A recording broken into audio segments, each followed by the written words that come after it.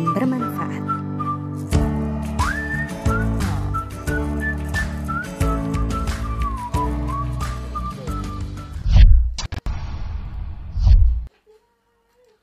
Baik, selamat sore sahabat cerdas. Kita jumpa lagi di Kedai di sore hari ini. Nah, sore hari ini kita yakni melakukan siaran Zoom dengan narasumber kita spesial nih, membahas mengenai yang sedang hangat di masa-masa sekarang ya, yakni transaksi online dan juga kripto. Nah, sahabat cerdas, sore hari ini kita hadirkan ada Ustadz Muhammad Syamsuddin selaku bidang dakwah PDDMI Kabupaten Gresik. Nah, eh, sekilas info ini untuk ya ini Ustadz Syamsuddin ini seharusnya dulu pernah mengisi siaran, cuman ya ini ada kendala, jadi baru kali ini kita baru bisa ketemu ini. Baik, kita sapa dulu nih. Assalamualaikum Ustadz, selamat sore. Waalaikumsalam warahmatullahi wabarakatuh. Selamat sore, Masnya. Waalaikumsalam ya. Suara saya bisa ditangkap jelas nggih? Bisa Ustadz, alhamdulillah. Apa kabar Ustadz? Alhamdulillah bi khairin nasihat. Sehat nggih Ustadz? Alhamdulillah sehat. Sehat nggih.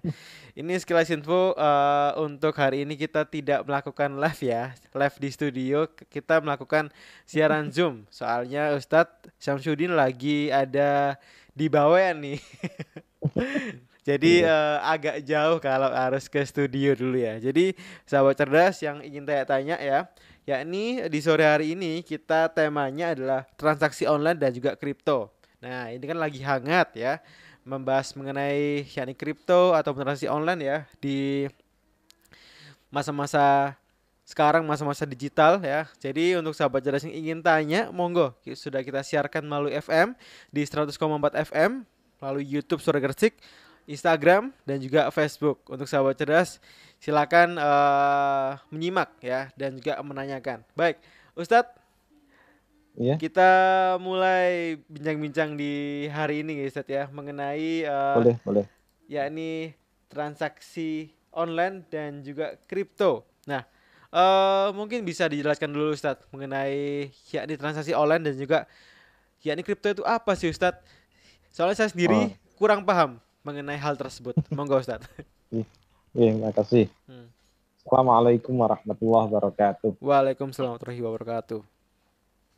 Bismillah, alhamdulillah, salatu wassalamu ala rasulillah, Sayyidina Maulana Muhammad bin Abdullah, wa ala alihi wa sahbihi wa mawala amma ba'du. Para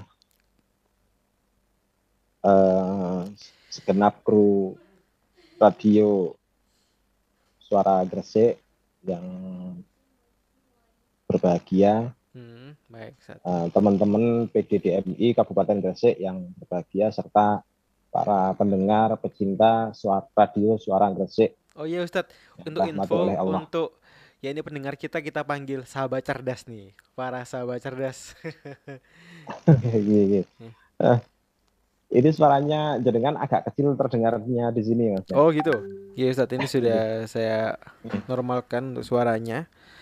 Gimana Ustadz? Apakah sudah cukup dengar ya suara saya? Sudah mulai dengar. Okay. Kita langsung masuk saja ke pokok bahasan kita, Mas ya. Yeah. Kita bahasnya pada kesempatan hari ini kita akan bahas masalah trading, masalah transaksi online dan cryptocurrency.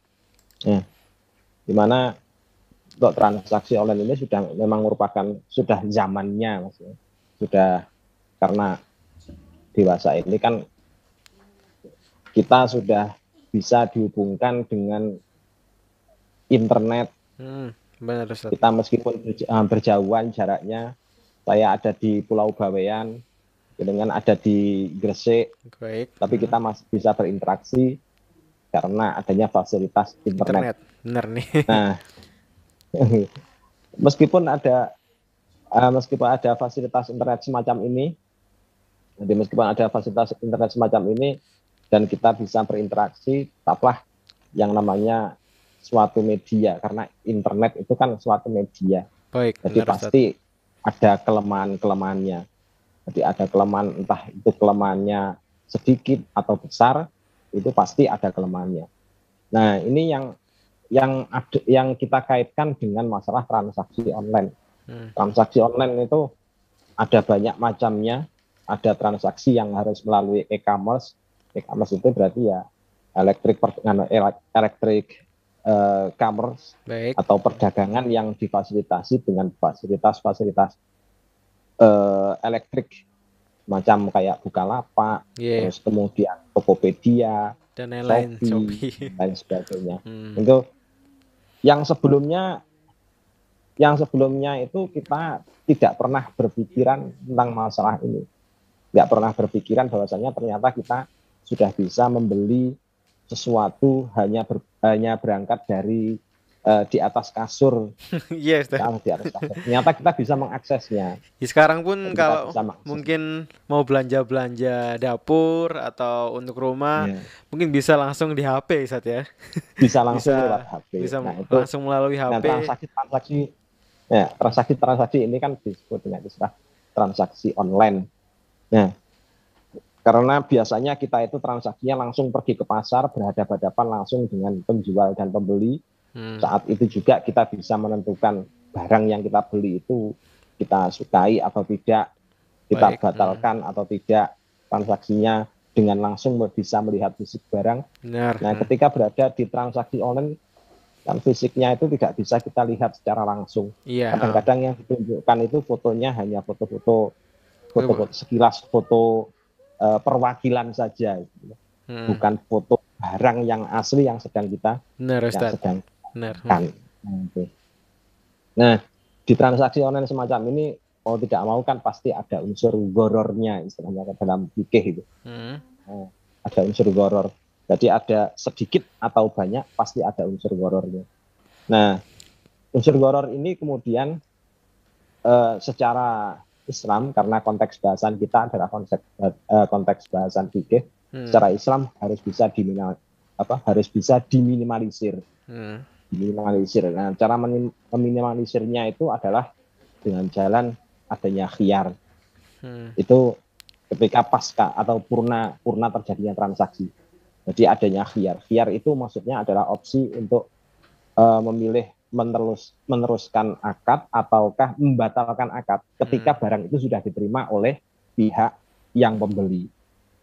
Harus diterima dulu oleh pihak yang membeli. Jadi misalkan kita pesan baju, terus kemudian baju tersebut sudah dikirimkan oleh pihak penjual, oleh pihak pelapak kepada kita. Terus kemudian baju itu kita terima. Nah, saat baju kita terima ternyata baju itu tidak sesuai dengan spesifikasi yang sudah kita pesan. Nah, saat itu yang namanya transaksi online semacam ini kan berarti namanya ada unsur gorornya. Nah, syarat untuk meminimalisir terjadinya unsur goror itu tadi adalah dengan jalan adanya khiyar tadi. Jadi opsi untuk bisa membatalkan atau melanjutkan akad. Kalau misalkan pihak yang membeli itu tidak ridho, maka harus bisa dikembalikan. Kalau misalkan tidak dikembalikan, berarti transaksinya itu sudah penuh goror. Cuman menjadi transaksi goror. Cuman Ustaz, untuk di belakangan ini itu juga banyak kasus-kasus yang memang untuk orang-orang yang mungkin yakni kurang tahu, yakni pengen beli misalnya sepatu. Nah, waktu dikirimkan itu nggak cocok. Nah, terus marah-marah gitu Ustaz. Nah, itu gimana Ustaz? Untuk menyikapinya itu, kasihan juga yang ngirim kan gitu. Nah, ini memang yang namanya jual beli itu kan yang namanya utamanya jual beli itu kan harus ada asal-asalnya adalah harus antarodin, saling ridho. Ketika barang tersebut sudah diterima terus kemudian ternyata nggak cocok, nggak sesuai dengan spesifikasi yang kita butuhkan, maka barang itu harus dikembalikan. Kalau harus bisa dikembalikan. Kalau nggak bisa dikembalikan, berarti penuh dengan goror. Berarti pihak penjualnya itu telah melakukan transaksi goror. Nah, transaksi goror ini kan dilarang dalam Islam. Merupakan ilat yang namanya ilat mu'tabar. Jadi seharusnya itu tetap bisa diretur barang tersebut. Kalau misalkan tidak bisa diretur, berarti pembelinya itu statusnya menjadi status pembeli yang mukroh. Mukroh itu artinya pembeli yang dipaksa. Karena pembeli yang statusnya pembeli yang dipaksa, maka bagi pihak pembeli itu pilihannya cuma ada dua. Dia ridho apa tidak dengan dipaksa itu. Kalau misalkan ternyata dia ridho, ya kita mau bagaimana lagi, ya kan? Tapi kalau misalkan dia tidak ridho, maka seharusnya pihak yang mewadahi pelapak tersebut, misalkan marketplace, itu harus bisa mempertanggungjawabkan. Misalnya marketplace itu termasuk bagian dari yang mengumpulkan pelapak-pelapak tersebut, sehingga dia harus memiliki tanggung jawab atau memiliki istilahnya doman terhadap hal ini. Nah, cuman Ustadz, untuk di belakangan ini itu apabila seseorang itu melakukan pembelian dan nggak sesuai, nah itu si pelapak itu tidak bisa menerima yakni barang retur gitu. Nah, kan untuk yakni kurirnya itu hanya si pelapak tadi. Iya, nggak bisa dikembalikan gitu. Nah terus yang membeli ini marah-marah, akhirnya juga viral dan ya ini sering kali diangkat di media sosial Ustadz untuk yakni kasus-kasus yakni kurir yang nggak kurir sih yang salah, yang pembeli salah terus marah-marah dan ngancam kurirnya gitu kan banyak Ustadz. Gitu. Kalau kurir itu kan hanya pihak instrumen pengantar barang saja. Baik, benar. Harusnya yang bertanggung jawab penuh itu ya tetap si pelapaknya. Benar, Ustaz. Terus kemudian pihak marketplace. Makanya kemudian pihak marketplace kan dana yang kita pakai untuk membeli kan tidak langsung disetorkan kepada pelapak, tetapi ditampung dulu di marketplace. Sebenarnya ini termasuk bagian dari akad penjaminan. Nah, cuman memang namanya sistemnya saja sudah sistem online, maka pasti ada yang nama kelemahan-kelemahan itu pasti ada, kelemahan yang sebelumnya tidak terduga seperti tadi. Nah, seperti kemudian barangnya itu ternyata nggak cocok, kita akhirnya marah-marah. Jadi tanda marah-marah itu kan berarti tanda kalau tidak ridho, tidak terpenuhi dengan akad dasarnya jual beli. Terus bagaimana dengan hasil dari jual beli tersebut oleh pihak pelapaknya ya menjadi haram gara-gara masalah itu. Wah, itu yang bahaya. Atau paling tidak menjadi makruhnya, seandainya masuk ke hukum makruh ya makruhnya menjadi makruh tahrim. Mungkin paling dekatnya gitu. Makruh yang mendekati keharaman itu namanya makruh tahrim. Makruh tahrim. Nah, baik Ustadz. Mengenai ya ini transaksi online. Jadi hari ini juga saya dapat info Ustadz, yakni MUI itu resmi memberikan fatwa haram untuk penggunaan mata uang kripto gitu Ustadz. Nah, untuk yakni secara Islam Ustadz, apabila dilihat secara Islam untuk transaksi online dan juga yakni kripto ini apakah halal atau haram sih Ustadz? Nah, ini kaitannya dengan masalah barang yang dijual. Barang yang dijual kalau dalam Islam itu kan ada dua. Yang pertama itu barang itu harus berupa ainun musyahadah, yaitu barang fisik yang bisa dipegang oleh tangan, atau yang bisa diindra, dicium, diraba, disentuh, didengar. Itu namanya termasuk barang yang bisa diperjualbelikan dalam Islam. Selain itu, barang itu selain ain musyahadah, yang kedua itu barangnya termasuk harus terdiri atas barang syai'un mausuf bil dhimmah, aset yang memiliki jaminan. Nah, jaminan itu ada beberapa macam. Ada jaminan berupa barang, ada jaminan berupa utang, ada jaminan berupa pekerjaan atau jasa, ada jaminan yang berupa hak. Nah, jadi aset yang berjamin barang, aset yang berjamin utang, aset yang berjamin pekerjaan, aset yang berjamin jasa, aset yang berjamin hak. Nah, barang-barang semacam ini bisa untuk dijual belikan. Tetapi kripto itu tidak masuk dalam dua-duanya.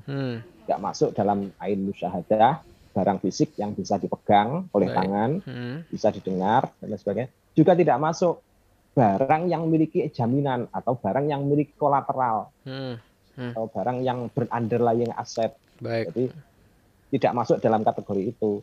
Nah, kalau nggak masuk kategori itu dalam fikih itu, maka barang itu masuk kelompok apa? Ya masuk kelompok ainun ghaibah, barang ghaib. Tapi nyatanya ada fisiknya di dalam komputer, bagaimana nih? Kalau karena ada fisiknya dalam komputer dalam bentuk file, tapi nggak bisa dirupakan fisik yang tampak, maka asetnya dinamakan sebagai aset makdum. Aset makdum itu ya asetnya itu antara ada dan tiada. Itu antara ada dan tiada. Aset maya lah namanya. Nah itu Ustaz, karena kan kalau uang kripto itu nggak bisa dipegang Ustaz ya. Nggak bisa dipegang, nggak bisa dibawa juga. Nah itu gimana itu? Nggak bisa dipegang, nggak bisa dibawa. Dan yang bisa menguasai hanya orang-orang yang kaya saja. Orang-orang seperti kayak masyarakat kecil kan nggak bisa mengaksesnya. Kan? Makanya karena tidak memenuhi standar 2 ain tadi itu, maka hukumnya adalah masuk. Kalau misalkan jual beli kripto tadi, transaksinya namanya transaksi atau bek makdum. Bek makdum itu jual beli barang fiktif atau istilahnya mondial. Masuk kelompok mondial itu kalau dalam fikih. Makanya hukumnya bagaimana? Ya jelas haram. Haram ya Ustaz ya? Iya. Karena kan kalau yang seperti Ustaz tadi dia ini menjelaskan suatu barang tuh yang memang harus bisa dipegang, bisa didengar ataupun bisa dirasakan gitu kan. Itu salah satu barang yang bisa diperjualbelikan di dalam Islam. Nah, yang kripto ini gitu tidak bisa karena kan hanya bisa diakses oleh yakni orang-orang yang mungkin yakni punya uang lebih ataupun kaya gitu. Dan hari ini itu saya dapatkan info yakni kalau menurut yakni Ketua Fatwa MUI mata uang kripto sebagai komoditas atau aset digital tidak sah diperjualbelikan karena mengandung gharar. Nah, ini yang seperti yang tadi Ustadz Samsudin jelaskan di Sahabat Cerdas. Jadi mata uang yakni kripto tidak sah untuk diperjualbelikan karena mengandung gharar, doror, qimar dan tidak memenuhi syarat sil'ah secara syar'i seperti itu. Beberapa waktu yang lalu juga sempat hal ini difatwakan oleh BMP WNU Jatim yang kebetulan saya juga duduk di situ sebagai wakil sekretaris. Nah, kita pada waktu itu kita sudah fatwakan bahwasanya ini tidak masuk ke standar sil'ah. Nah, ternyata oleh MUI kemarin itu ternyata juga sama. Soalnya memang kita sudah menelitinya secara jauh-jauh hari. Sudah menelitinya dari tahun 2017. Sangat lama sekali. Sangat lama Ustaz ya. Sangat lama sekali. Jadi ternyata tidak memenuhi syarat sebagai itu. Makanya kemudian kalau tidak memenuhi syarat sebagai aset fisik ataupun aset syai'in mausufin dhimah, maka ya masuk aset apa ya? Aset makdum tadi. Kalau misalkan itu kok ditransaksikan satu transaksinya itu pasti mengandung unsur gharar atau unsur spekulatif. Makanya harganya sampai sekarang untuk di pasaran bursa kripto itu kan selalu fluktuatif. Bahkan untuk Bitcoin saja itu sudah hampir mencapai 1 miliar satu keping Bitcoin. Waduh. Nah, padahal tidak ada aset di baliknya. Tidak ada aset apapun di baliknya. Nah, ini yang itulah makanya kemudian disebut dengan istilah gharar. Sehingga kemudian kalau ditransaksikan dalam model bursa kripto itu masuk kita sebut saja sebagai bursa yang sifatnya adalah spekulatif, maisir, dan untung-untungan saja. Padahal sebenarnya itu tidak ada aset yang diperjualbelikan aslinya secara fikih. Tidak ada aset yang sah untuk diperjualbelikan. Baik. Nah, Ustadz kan ini kita tuh hidup di masa-masa digital ya. Di mana semuanya itu terintegrasi dengan internet ya, belanja dengan internet, apapun untuk belajar, untuk meeting pun bisa dengan internet. Nah, mengenai transaksi online ini Ustadz, apakah ini kalau saya ingin tahu dari saya sendiri nih, apakah ini baik untuk kedepannya? Soalnya Ustadz, mengenai transaksi online itu yakni seringkali kita temui kasus kebocoran data, Ustadz. Nah, apakah itu baik, Ustadz, untuk masyarakat? gitu Ustaz. Namanya transaksi online itu kan transaksinya namanya transaksi salam. Transaksi salam atau transaksi order. Namanya gitu. Transaksi salam itu kalau dalam fikih itu disebut sebagai transaksi yang hukumnya adalah boleh, tetapi dengan ilat namanya ilat darurah bil hajah. Dibolehkannya oleh syara itu disebabkan karena adanya unsur keterpaksaan dan masyarakat itu membutuhkan.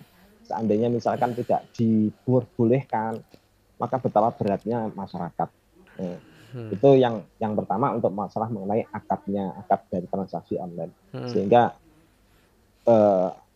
dari sisi akadnya saja itu secara legal formal dalam jurisprudensi Islam itu sudah dihukumi sebagai unsur darurah saja. Namanya unsur darurah berarti ada beberapa hal yang memang di situ ada yang sifatnya gharar yang tidak bisa kita berantas secara tuntas, itu nggak ada. Makanya kemudian dalam Islam itu untuk transaksi online itu dibatasi, selain tadi itu ada khiyar, untuk kategori barang yang dijual itu juga harus ditunjukkan karakteristiknya. Kan kita beli komputer, speknya berapa, trennya berapa, itu semuanya harus dirinci secara detail sehingga kemudian pembeli itu sudah bisa memiliki bayangan. Oh ini benar tuh. Ini kalau speknya seperti ini berarti komputernya bagus ini. Oh kalau speknya begini berarti komputernya jelek ini.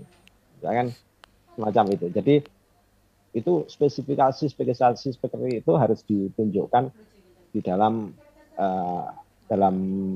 media yang di situ dipakai untuk transaksi online. Terus apakah harus transaksi online kalau ada gharar semacam ini harus diberantas? Ya jelas tidak, Mas. Gimana tuh Ustaz? Ya, soalnya ini pertantangan zaman. Kalau kita ini bagian dari perkembangan zaman. Benar sekali Ustaz. Zaman tetap kita buka inovasi itu tetap kita buka. Namanya faktum dari kita tetap buka kesempatan masalah itu, tetapi juga tetap harus bisa memberikan kendali. Fikih itu tujuannya adalah untuk memberikan kendali biar kemudian kemajuan zaman tidak menggelinding tanpa arah. Seperti kayak kripto itu. Benar. Kripto itu seandainya misalkan fikih kok membolehkan, wah bahaya ini. Fikih kok membolehkan itu bahaya sekali. Bahayanya kenapa? Jika kripto yang berupa aset listrik, istilahnya gampangannya begitu aja. Aset listrik itu kok kita bolehkan sebagai dan dimasukkan dalam ain musyahadah, maka aplikasi Al-Quran itu juga aplikasi Al-Quran yang ada di HP itu juga menjadi berstatus sebagai fisik. Baik. Kalau itu berstatus sebagai fisik, maka perempuan kaum hawa nggak boleh bawa HP ketika haid. Iya benar tuh Ustaz. Benar tuh. Iya. Resiko ini. Iya benar juga sih Ustaz. Kalau kok itu diperbolehkan loh. Jadi resikonya itu sangat berat sekali ke belakangnya sebenarnya malah. Jadi maka dari itulah tetap konsep fikih itu tetap kita jaga. Aplikasi Al-Quran tetap diperbolehkan, tetapi tetap apa yang ada di dalam HP itu tidak bisa kita sebut sebagai fisik. Benar. Begitu. Nah Ustadz, untuk menghindari seseorang untuk menghindari unsur gharar itu gimana Ustadz? Agar yakni terhindar, agar tidak terjerumus gitu Ustadz. Nah gimana tuh Ustadz? Ini penting. Ada nggak tips-tipsnya Ustadz? Iya, ini kalau dari sisi penjual tadi harus menyebutkan barang-barang spesifikasi dari barang itu harus disebutkan secara runtut. Kalau dari pihak pembeli, yang pertama itu dia itu paling tidak harus memiliki istilahnya pandangan tentang umumnya barang yang mau dibeli. Misalkan kalau panci kan umumnya kita sudah tahu kan ya, bentuknya panci itu bagaimana. Jadi paling tidak itu meskipun dengan online terus di situ itu disebutkan jual beli panci sekian, paling tidak pembeli itu sudah bisa membayangkan. Tahu gambarannya Ustaz ya. Sudah tahu gambarannya. Seperti apa panci itu, kalau nggak tahu ya kebangetan berarti. Ini termasuk yang sering ditanyakan ke saya, Mas. Apa tuh Ustaz? Kebetulan saya kan pembina di beberapa beberapa website. Ada di website online di ITB itu yang di kanal ekonomi syariah, terus kemudian di Kesan Daulatan Santri. Ini yang di situ saya juga membina untuk tanya jawab masalah ekonomi seperti ini. Hal yang barusan itu sering sekali ditanyakan memang oleh para netizen utamanya. Sering ditanyakan. Nah, utamanya itu trading online ini. Trading online boleh apa tidak? Pada dasarnya adalah boleh. Yang penting adalah satu, barang yang dibeli itu harus makduran di taslimihi atau makduran ala taslimihi. Makduran ala taslimihi itu maksudnya bisa diserahkan kapanpun, meskipun diserahkan sekarang atau diserahkan 2 hari ke depan, diserahkan 1 hari ke depan, pokoknya harus bisa diserahkan. Kalau misalkan barangnya itu kok tidak ada kesempatan untuk bisa diserahkan, maka hukumnya trading online menjadi nggak boleh. Itu yang pertama. Terus yang kedua, instrumen yang dipakai itu harus terhindar dari yang namanya maisir. Jadi kalau misalkan kita mau melakukan trading online misalkan, ya harus tahu di situ sistemnya yang dipakai itu menggunakan apa. Misalkan kalau menggunakan robot autopilot, maka hukumnya menjadi haram, sebab kalau robot autopilot itu kadang-kadang itu sifatnya dia itu sebagai pelaku transaksi. Rukunnya jual beli itu kan ada 4. Jigoh, muta'akidat. Jigoh itu maksudnya lafadz ijab qabul. Yang kedua muta'akidan. Muta'akidan itu orang yang berakad. Namanya saja orang yang berakad, berarti harus orang yang melakukan akad. Kalau kita menggunakan robot autopilot, berarti kan yang melakukan akad kan mesin. Nah, maka dari situ kemudian robot autopilot itu hukumnya tidak boleh diperbolehkan untuk dipakai. Kecuali kalau itu dimanfaatkan hanya sebagai instrumen untuk memberitahu admin, maka hukumnya menjadi boleh. Baik. Nah, baik Ustadz. Mengenai trading, Ustadz, karena saya sendiri pun tidak begitu paham mengenai trading, Ustadz. Yang ingin saya tanyakan, apakah dengan trading itu apakah muncul resiko-resiko riba, Ustadz, atau bunga, Ustadz? Bagaimana, Ustadz? Nah, itu. Resiko-resiko riba itu pasti ada. Trading itu kan ada istilah swap. Swap itu kan biaya menginap.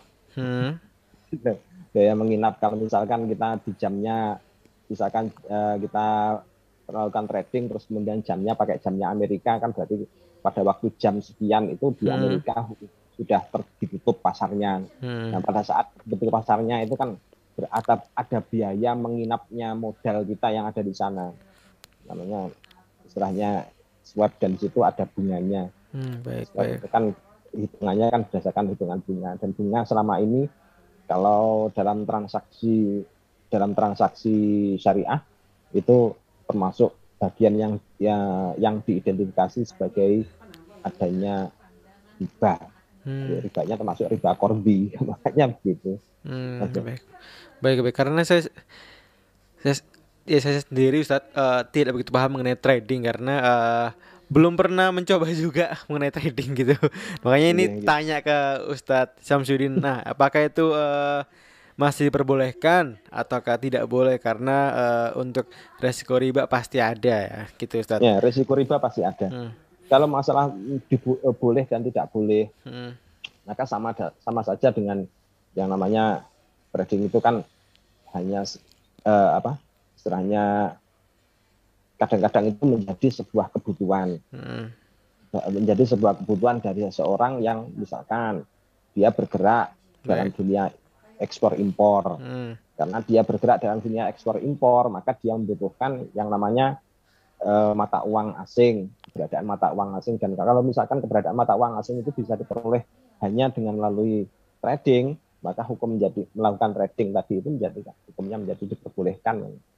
Hukumnya menjadi diperbolehkan. Tapi kalau misalkan untuk tradingnya itu kalau dilakukan oleh person per person atau orang per orang yang tidak memiliki kebutuhan dasar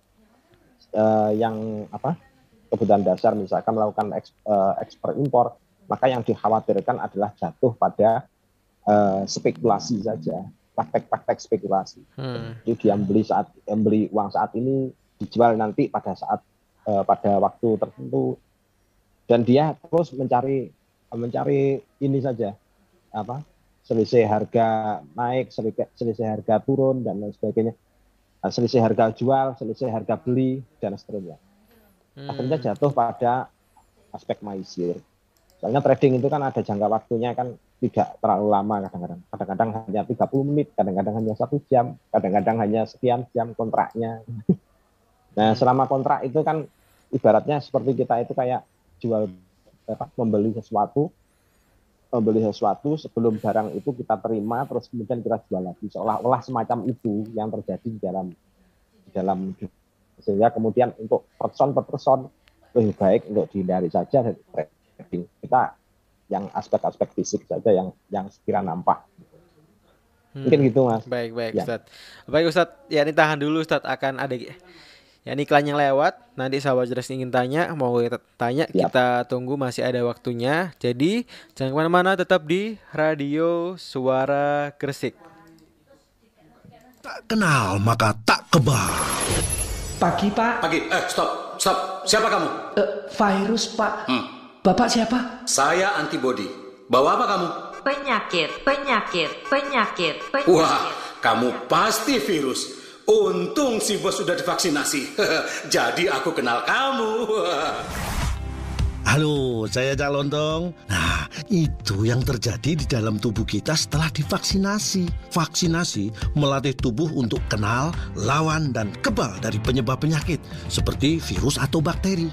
Sebelum digunakan, vaksin seperti vaksin COVID-19 akan diuji klinik, dipastikan keamanan dan mutunya oleh Badan POM dan para ahli. Tetap pakai masker, cuci tangan, dan jaga jarak ya. Ingat, siap divaksinasi saat vaksin siap.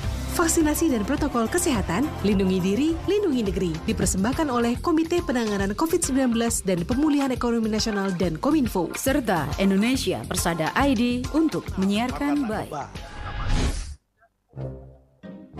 Pagi, Pak. Siapa kamu? Virus, Pak. Bawa apa kamu? Ini Penyakit. Kamu virus, bukan virus. Untung si bos sudah divaksinasi. Jadi saya bisa kenal sama kamu. Bener nggak, Bos? Ya, benar. Vaksinasi melatih tubuh untuk kenal, lawan, dan kebal dari penyebab penyakit seperti virus atau bakteri. Sebelum digunakan, vaksin seperti vaksin COVID-19 akan diuji klinik, dipastikan keamanan, khasiat, dan mutunya oleh Badan POM dan para ahli. Tetap memakai masker, menjaga jarak, mencuci tangan secara rutin. Ingat, siap divaksinasi saat vaksin siap. Tarik sis, mongko. Vaksinasi dan protokol kesehatan. Lindungi diri, lindungi negeri. Ayo cegah penyakit kanker. Penyakit kanker adalah penyakit yang sangat ditakuti semua orang karena banyak menyebabkan kematian serta pembiayaannya yang mahal. Semua usia berpotensi terkena penyakit kanker. Penyakit ini dapat dicegah dengan mengubah perilaku atau gaya hidup seperti stop merokok, hindari terpapar asap dan residu rokok, hindari mengkonsumsi 4P, pengawet, perasa, pewarna, pemanis. Hindari terpapar bahan kimia dan polusi berbahaya. Rajinlah melakukan aktivitas fisik. Menerapkan perilaku hidup bersih dan sehat. Lakukan deteksi dini secara berkala. Karena Anda bertanggung jawab terhadap kesehatan diri Anda. Jangan tunda. Ayo hidup sehat untuk cegah penyakit kanker. Ih, kenapa sih pada hobi banget kumpul-kumpul gak pakai masker? Kenapa? Ini loh, lihat deh, bangga banget. Pada kumpul-kumpul, gak jaga jarak, gak pakai masker lagi. Sabar kali, coba dari kamu dulu sendiri yang mulai pakai masker. Oh iya, tadi tuh lupa, abis minum, belum pakai masker lagi. Ini juga nih yang bikin resah.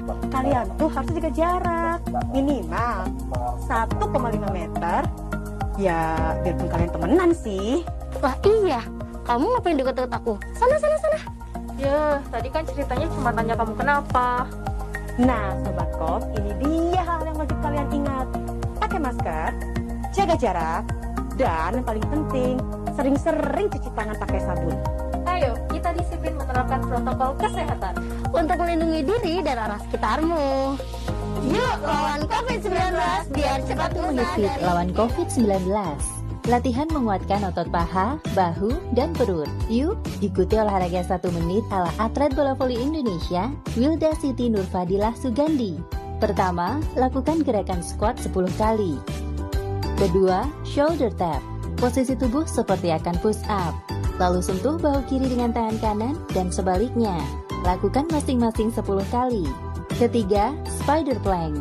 Posisi tubuh half plank.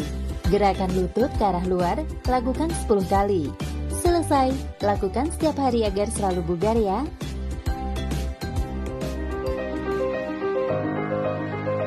Sesudah vaksinasi, begini caranya agar antibodi terbentuk secara optimal. Pertama, badan dijaga agar tetap fit dan bugar. Asupan gizi dan metabolisme yang baik akan membantu proses pembentukan antibodi dalam tubuh. Kedua, pastikan tidak ada riwayat penyakit yang menjadi kontraindikasi dengan vaksin. Misalnya, alergi parah atau yang mengalami kondisi penurunan imun seperti menjalani kemoterapi dan transplantasi organ. Dan yang terakhir, patuhi protokol kesehatan. Tetap patuhi protokol kesehatan selama pandemi COVID-19 belum berakhir untuk memutus mata rantai penyebaran virus COVID-19.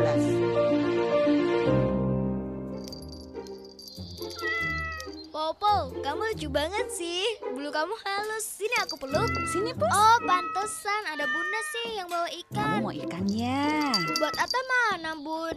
Atta kan juga lapar. Bunda sudah siapin makanan buat kamu, sayang. Asik. Aku makan juga ya, Bun. Cuci tangan dulu, Atta. Oh iya, lupa. Sudah pakai sabun belum? Ngapain pakai sabun? Pakai air saja sudah bersih kok. Siapa bilang? Cuci tangan yang benar harus pakai sabun, sayang. Itu pun minimal 20 detik dengan gerakan cuci tangan yang benar. Telapak dan punggung tangan, sela-sela jari dan ujung jari, termasuk ibu jari, harus kena sabun semua. Masa Atta sudah lupa? Nggak lupa sih, Bun. Males aja. Anak Bunda nggak boleh gitu ah. Atta mau sakit perut karena makan dengan tangan yang belum bersih benar. Atta nggak main kotor-kotoran, Bun. Atta tetap bersih kok tangannya. Tapi Atta mainan sama Popo. Pegang-pegang Popo, peluk-peluk lagi. Ya tetap harus dibersihkan tangannya. Poponya udah guling-gulingan kemana-mana. Kalau masih ada kuman yang menempel di tangan, nanti kumannya ikut masuk ke tubuh kita melalui makanan. Terus sakit perut deh. Atta mau? Nggak mau, Bunda. Ya udah deh. Atta cuci tangan lagi pakai sabun. Nah, gitu dong. Itu baru anak Bunda yang pintar. Assalamualaikum warahmatullahi wabarakatuh. Saya Fandi Ahmad Yani, Bupati Gresik. Sangat mendukung dan berupaya keras untuk mewujudkan target SDGs. Saya mengajak kepada seluruh masyarakat agar menggunakan sarana air minum yang aman dengan mengakses sambungan PDAM atau air perpipaan. Mengajak masyarakat menggunakan sarana sanitasi yang aman, jamban yang dilengkapi tangki septic tank. Tentunya kami juga selalu mengingatkan kepada seluruh masyarakat agar tetap mencuci tangan karena kedisiplinan merupakan kunci keselamatan buat kita semua. Kurang lebihnya mohon maaf. Ihdinas siratal mustaqim. Allahumma fil amiqtarik. Wassalamualaikum warahmatullahi wabarakatuh. Iklan layanan masyarakat ini dipersembahkan oleh Pemerintah Kabupaten Gresik bekerjasama dengan USAID iOS Plus.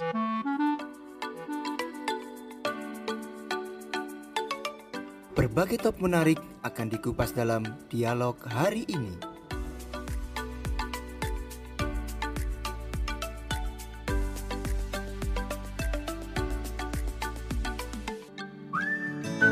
Radio Suara Gresik, religius, cerdas, dan bermanfaat.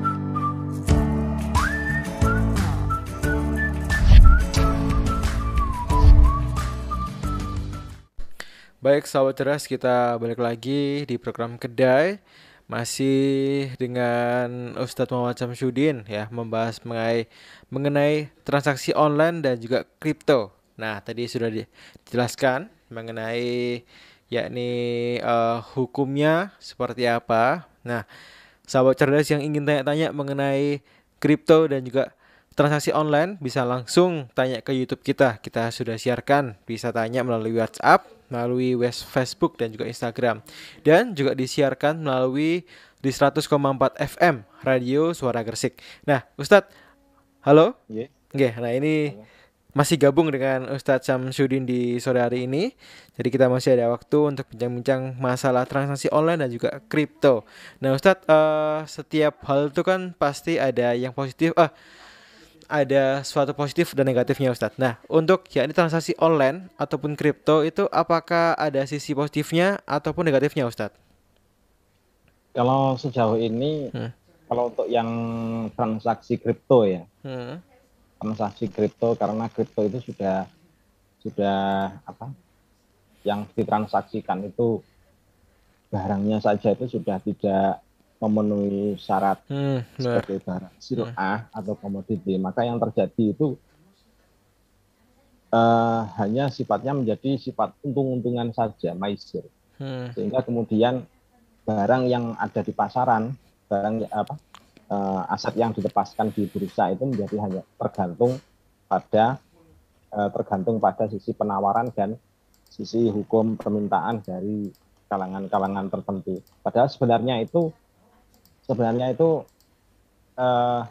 yang ditransaksikan itu barang makdum, barang mondial atau barang fiktif. Istilahnya kalau dalam fikih disebut barang mondial atau barang fiktif. Karena nggak bisa dipegang Ustadz ya? Ya, nggak bisa. Selain nggak bisa dipegang juga nggak bisa dipertanggungjawabkan. Andai kata ada pihak yang yang misalkan melakukan transaksi jual beli, aset kripto. Ketika uangnya sudah disetor terus kemudian ternyata dia tidak balik menyetor, siapa yang mau bertanggung jawab? Nah itu. Ini termasuk salah satunya karena tidak ada negara yang menjamin. Mungkin Bapeti yang sekarang ini Bapeti yang sekarang ini sudah mulai mengaturnya dalam bentuk pasar bursa. Tapi meskipun Bapeti mengaturnya dalam pasar bursa, termasuk diakui sebagai aset kripto, itu berarti diakui sebagai komoditi oleh Bapeti. Tapi karena secara fikih itu tidak bisa disebut sebagai komoditi, ya tetap hukumnya adalah tidak bisa membuat dia itu menjadi halal untuk ditransaksikan. Hukumnya tetap menjadi sebagai yang dilarang. Berarti itu Ustaz, kalau misal misal ada orang-orang yang nggak sesuai barangnya juga haram dong Ustaz, gitu kan? Iya, ya sama saja. Jadi jual beli transaksi online itu terus kemudian ketika dia itu mengirimkan barang terus kemudian barangnya nggak sesuai dengan apa yang dijual, kemudian nggak bisa diretur, ya mau nggak mau ya tetap haram transaksi macam itu. Soalnya ada ilat doror yang di situ doror itu sengaja merugikan pihak lain. Ini termasuk ilat yang muktabar yang ditetapkan oleh syariat sebagai alasan untuk pengharaman suatu transaksi. Termasuk juga sama dengan istilah memakan harta orang lain secara batil. Karena harga yang dikirimkan itu tidak diimbangi dengan barang yang diperjualbelikan sesuai dengan apa yang dipesan oleh pihak pembelinya.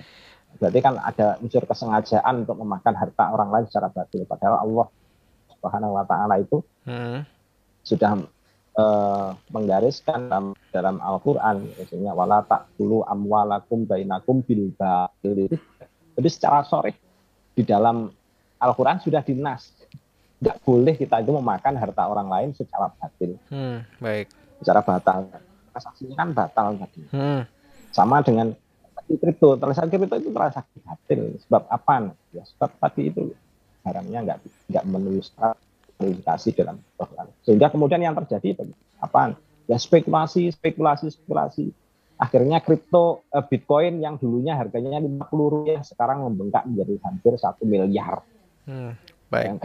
Apa yang dibalik aset Bitcoin itu ada apanya? Nggak ada apa-apanya, Mas. Nggak ada barang Ustaz ya? Nggak ada barang gitu kan? Nggak ada barangnya, nggak ada hak, nggak ada manfaat. Nggak ada manfaat itu maksudnya kalau misalkan kita manfaatnya hotel, manfaatnya hotel kan bisa untuk ditinggali. Manfaatnya sepeda kan bisa untuk dikendarai. Kalau manfaatnya Bitcoin untuk apa? Nggak ada. Nah itu Ustaz juga manfaatnya kriptografi bingung kan nggak ada asetnya kan itu kan. Itu yang susah. Karena kalau ya ini biasanya itu ada orang aset tuh entah itu rumah, entah itu kendaraan, entah itu tanah gitu kan Ustaz. Karena untuk Bitcoin sendiri tidak ada aset di baliknya. Nah itu. Nah, ada aset di baliknya kalau yang seperti manfaat rumah, kendaraan dan ada aset rumahnya, ada kendaraannya, jelas fisik bisa dipegang. Baik. Nah, kalau Bitcoin mau diapain? Wong itu hanya sekedar sandi-sandi kriptografi.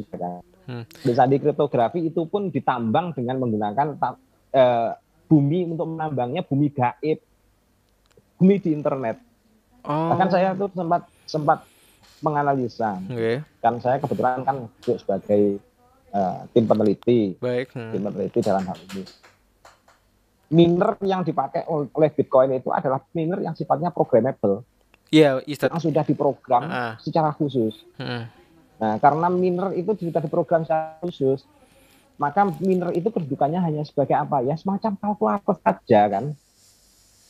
Jadi semacam kalkulator saja, tergantung pada input dan output. Dan input dan output itu nanti keluarnya sesuai dengan apa yang menurut program itu. Artinya produk kriptografinya Bitcoin itu pada dasarnya adalah hanya rumus hanya produk dari suatu rumus. Karena dia itu hanya produk dari suatu rumus, maka nggak ada ubahnya dengan istilahnya poin, nggak ada ubahnya. Baik. Dengan kayak misalkan poin menonton, nggak ada ubahnya. Nggak istilahnya. Dan itu pun pihak platform yang menyuruh itu juga tidak menggaji orang yang melakukan penambangan. Justru yang menggaji itu adalah pihak lain, member lain, atau penambang lain, orang yang masuk dalam usaha dan membeli asetnya. Artinya kan pihak platform kan tidak menggaji orang yang menambang, tapi justru pihak lain yang disuruh menggaji. Padahal itu hanya produk angka dan produk huruf paduan, sehingga kemudian muncul namanya kriptografi. Kriptografi kan aslinya kan sama dengan sandi-sandi saja. Wong itu kriptografi kan aslinya kan materi sandi negara, materi termasuk bagian dari tentang masalah penyandian. Kalau dalam Islam itu adalah istilah wifik. Wifik itu kan kotak-kotak yang di dalamnya ada huruf-huruf Arab. Ini kan sebenarnya sandi-sandi saja itu. Aslinya kan sandi-sandi. Cuman kalau dalam wifik itu ada barang fisiknya. Nah kalau kriptografi apa fisiknya nggak ada. Karena cuma sandi aja sudah. Nah Ustadz, hanya sandi-sandi. Iya, ini saya ingin tanya nih, apakah seperti mata uang kripto ataupun Bitcoin ya, apakah itu bisa diuangkan Ustadz? Dengan fisik uang Ustadz, apakah bisa Ustadz? Kriptografi karena dia merupakan aset mondial, maka menguangkannya itu ya sama dengan kita itu merupakan harta orang lain yang membelinya. Baik. Kan dia itu aset fiktif, sama dengan saham fiktif itu. Saham fiktif itu kan saham yang tidak memiliki underlying aset. Kalau misalkan saham fiktif itu kemudian dijual, maka kita itu sama dengan akan harta orang yang membelinya. Nah, bahaya juga itu. Hukumnya bagaimana? Ya, hukumnya menjadi haram sebab sama dengan wala taqulu amwalakum bainakum bil batil. Setidaknya dilanggar itu. Baik Ustadz. Nah Ustadz, mengenai yakni transaksi online dan juga mengenai kripto ini, apakah untuk waktu ke depan ini akan masih digunakan karena setelah MUI mengeluarkan fatwa haram, apakah ini dihapuskan langsung atau bagaimana Ustadz? Ya menurut Ustadz sendiri. Kalau untuk sebagai mata uang dan sekaligus sebagai komoditi yang komoditinya itu komoditi yang sama sekali tidak ada penjaminnya di baliknya, maka jelas bahwa kripto ini kalau banyak orang yang sadar akan sifat kefiktifannya itu, maka kedepannya itu sudah pasti punah dengan sendirinya. Soalnya banyak sekali kripto-kripto yang sekarang itu sudah mulai gulung tikar kan, ada yang sudah sampai nol beberapa kripto yang sudah berhasil saya identifikasi, cuman sayangnya nggak saya pernah untuk data-datanya. Nah itu ada yang beberapa yang sudah tidak laku termasuknya dinar itu kan sekarang harganya cuma berapa? Dinar itu harganya paling sekitar 100 perak sekarang, padahal dulunya itu berapa?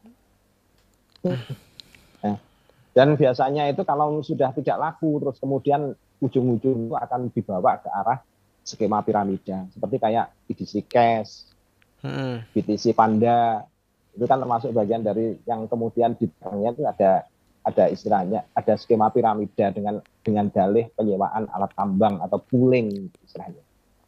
Pool itu yang kemudian siapa yang mau ikut menyewa terus kemudian disuruh mencari anggota, pihak yang diajak untuk ikut gabung itu dipungut biaya dengan atas nama alasan sewa, terus kemudian pihak yang merekrutnya itu akan mendapatkan komisi, yang jadi akhirnya kemudian menjadi skema piramida. Kalau Bitcoin itu kalau tidak ada underlying asetnya sama sekali, maka akan menjadi semacam kayak MMM. Dulu itu ada Mavrodi Mondial Money Box yang dulu pernah menggemparkan kita, termasuk di daerah Jawa Timur ada istilahnya ora umum, bisnis ora umum. Itu kan aslinya juga sama. Mondial. Mondial artinya nggak ada underlying aset di baliknya sama sekali. Baik. Itu. Baik, seperti itu Ustaz. Nah Ustaz, jadi suatu saat kalau masyarakat sadar pasti akan tutup dengan sendirinya. Dan seharusnya pihak pemerintah itu pun juga begitu, harusnya menutup untuk masalah ini. Nah, untuk cryptocurrency. Kalau teknologinya blockchain, Oke, baik.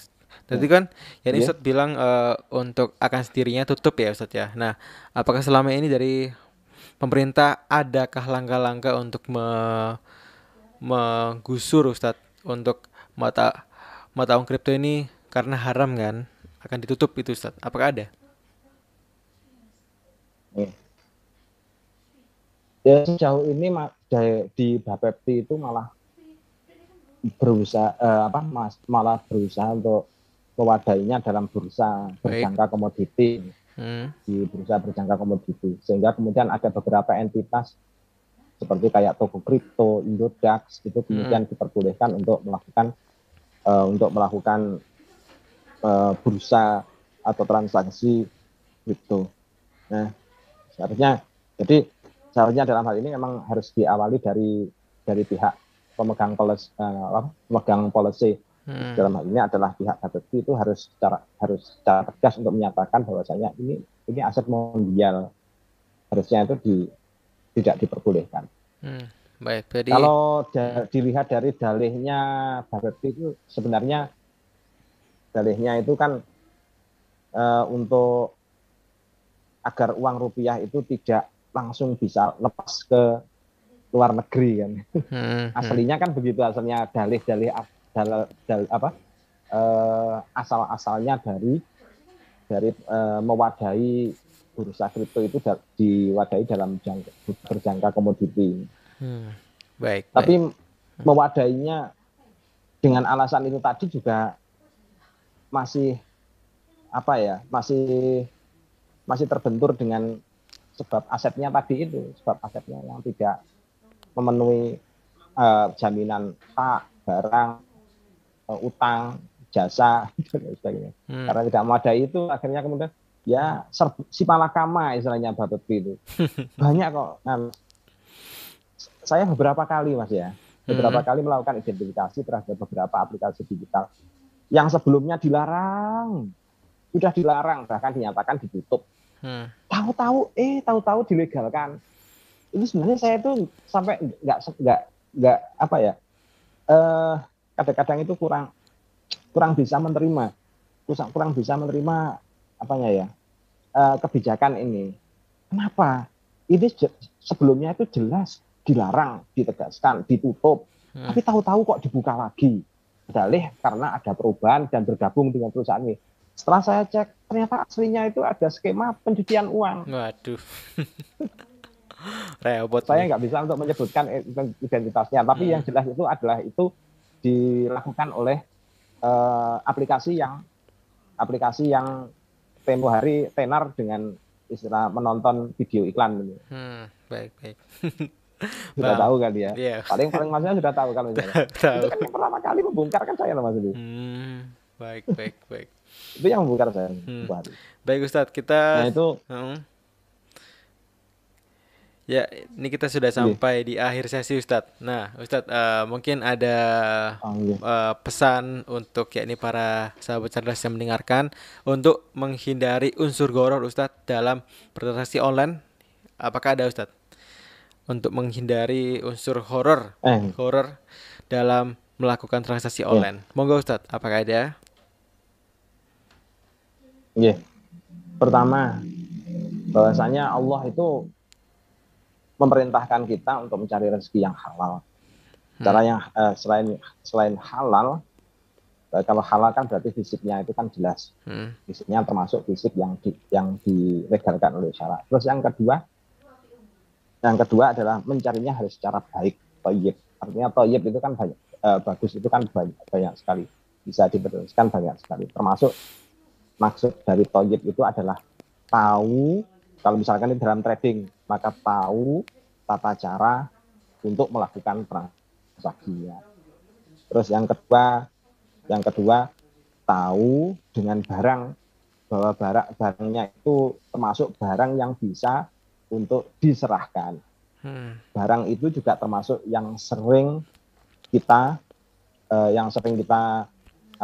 lihat sehari-hari. Dan yang paling penting adalah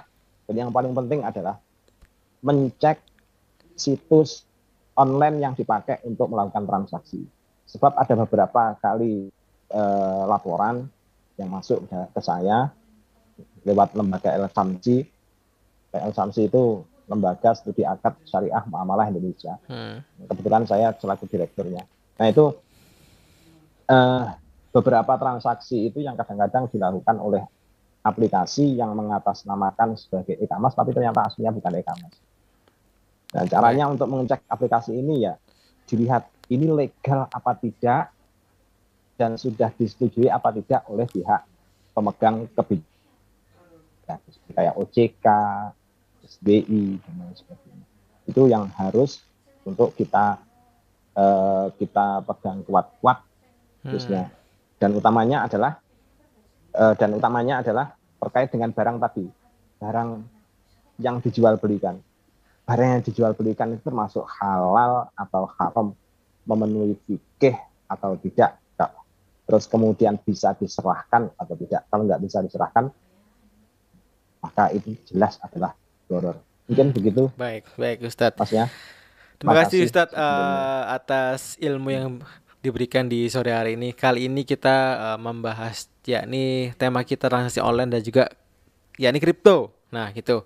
Jadi seperti apa yang dijelaskan oleh Ustadz Samsudin ya, bahwa untuk mata uang kripto apabila barangnya itu tidak bisa dipegang ataupun dilihat ya, dan juga tidak bisa dirasakan karakteristiknya, itu adalah haram ya, dan itu juga harus dihindari untuk para pengguna atau customer ya, yang seringkali menerima barang tidak sesuai. Nah itu juga harus dihindari sahabat cerdas. Maka ini perlu hati-hati dalam membeli suatu barang melalui online sahabat cerdas. Baik, Ustadz Samsudin, saya ucapkan terima kasih di sore hari ini sudah memberikan paparannya, berikan ilmunya. Semoga apa yang kita bicarakan di sore hari ini bermanfaat untuk yakni sahabat cerdas gitu. Amin ya rabbal alamin. Baik Ustadz, saya berterus diri.